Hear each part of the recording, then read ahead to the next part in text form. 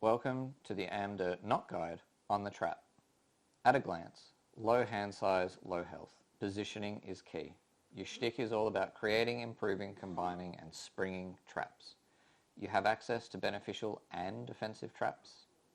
No elemental affinities. Traps are pure damage. Retaliate and shield mean nothing to you. Pairs well with other controllers but can be self-sufficient. Before we get into the guide, a little note on the rules and how they impact the trap. Enemies hate traps. Positive or negative, they don't know the difference and will avoid them. The only time enemies will move through a trap is if there is no safe path available. This does not apply to flying or jumping enemies, so keep that in mind. So, let's talk about a core skill of the trap that you can do at any level. Mazing. The concept here is to use traps and other overlay tiles like obstacles, hazardous terrain, doors, even your friends, to create mazes for creatures to move through. The focusing rules are a maze unto themselves, but to summarize a theme, the priority for finding a focus and moving is that they will take a safer, long path over a shorter path where they could take damage. What you can do with this is make long pathways, if the scenario permits, to mitigate enemy turns entirely. The best form of healing is not taking damage in the first place. The trap between these two standees makes the enemy need to move two to get to you. With unlimited movement, the enemy has a viable path where they could take no damage, so they'll follow that path even if it means not attacking. On the other hand, if you have a maze and you want enemies to walk on a trap, make sure your traps are in line with their shortest path. Side note, you can put traps in doorways. In this scenario, the player and the enemy are separated by an obstacle. One side has 2 traps, the other side has one 10 damage trap.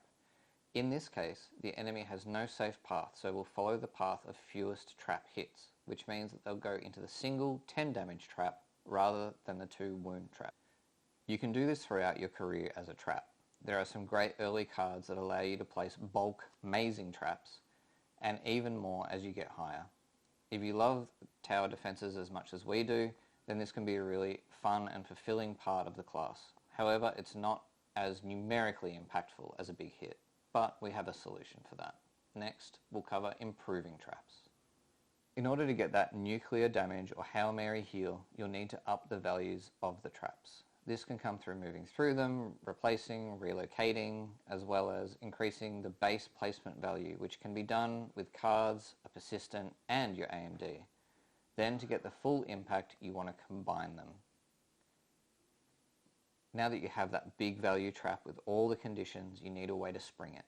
For beneficial traps, it should be as easy as asking your friends to move onto them, but for offensive traps, it may require a little bit more manipulation. Springing traps. There are so many ways to spring traps. I won't be going through them all, but I will pose a simple question. How critical is the damage you're about to do? If it's last card, last round, exactly lethal, or lose, you want to look to cards that focus on springing the trap. If not, then you probably want to hurl the trap at the enemy and hope for a crit. My 2 favourite ways of using traps were to put the nuke next to the enemy and use Lure of the Snare, or keep it next to me and use Foxhole to apply the damage to 2 enemies. Then of course there is the mother of all springs, Dangerous Ground. This bottom action allows you to spring all traps regardless of your line of sight and apply the individual effects to a figure within range 2 of each trap. This is amazing, as you can target friendlies with the good traps and baddies with the bad traps. There is also force movement. You do have some melee attacks with push and ranged with pull, which I did use when things weren't going my way. These are pretty crucial early on, but lose impact as you gain more ways to utilize your traps. Level brackets, 1 to 3. Stay out of trouble. Get a grasp on mazing and improving traps. Focus on pushing and pulling to get your offensive traps off. If you're supporting, then start communicating about where your beneficial traps are going to be. 4 to 5 is where you start getting interesting. You want to either be placing and combining or springing a trap every other round. Free space is imperative, so take up that level of communication and make sure you have room to place your traps. 6 to 9.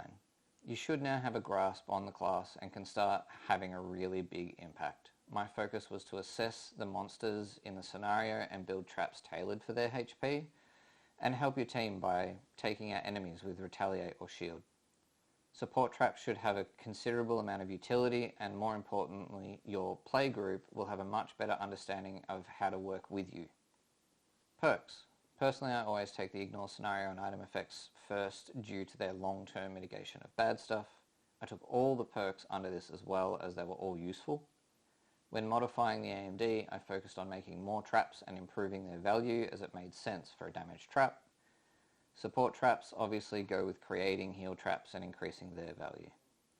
Masteries. I did the move enemies through 7 traps with 1 ability mastery on the first scenario as the trap by using the bottom of enticing bait. This muddles all enemies in range 3 and lets you move them too. I basically had to focus on this, and the team did the rest of the scenario. Thanks guys. I didn't attempt the top one as I felt it would require to focus on heal traps, which I opted out of. Items. As the trap, you have a lot of the tools you need already.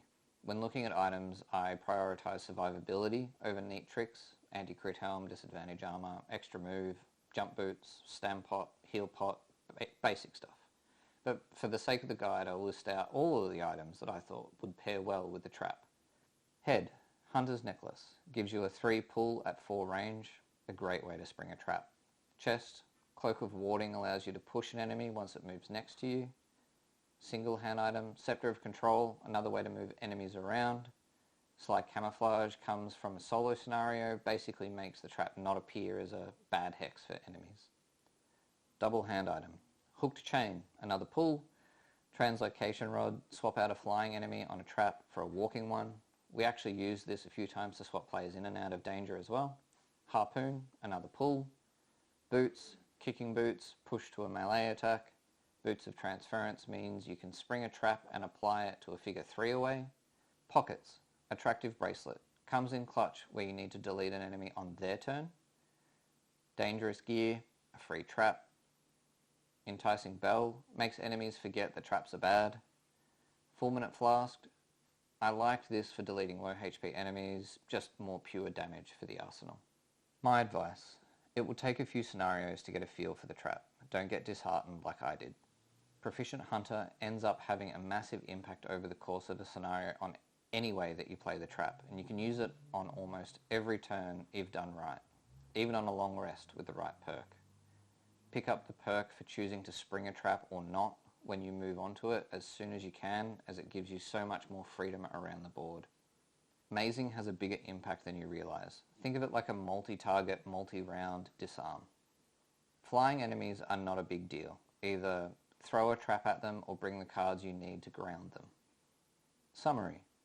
The trap is as versatile as it is volatile. It has some of the best support options of any class with heals, positive conditions and extended movement. It can out-damage the Blink Blade and can control the play space, making waves of enemies practically obsolete. Once you get over the low-level hurdle, it is really fun to play. Definitely worth a shot.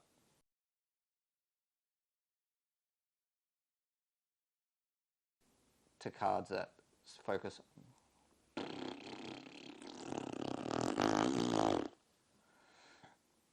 Two favorite ways of spring. Start again. Summary. The trap is as versatile as it is volatile. It has some of the best support options with the positive. Give me a chop. You can do this from level 1. There are some great level 1 and X cards that allow you to play. Oh, that's what I do. It has a huge. No, I don't want to say impact again. I've said it too much. You said trap a lot. Funny that.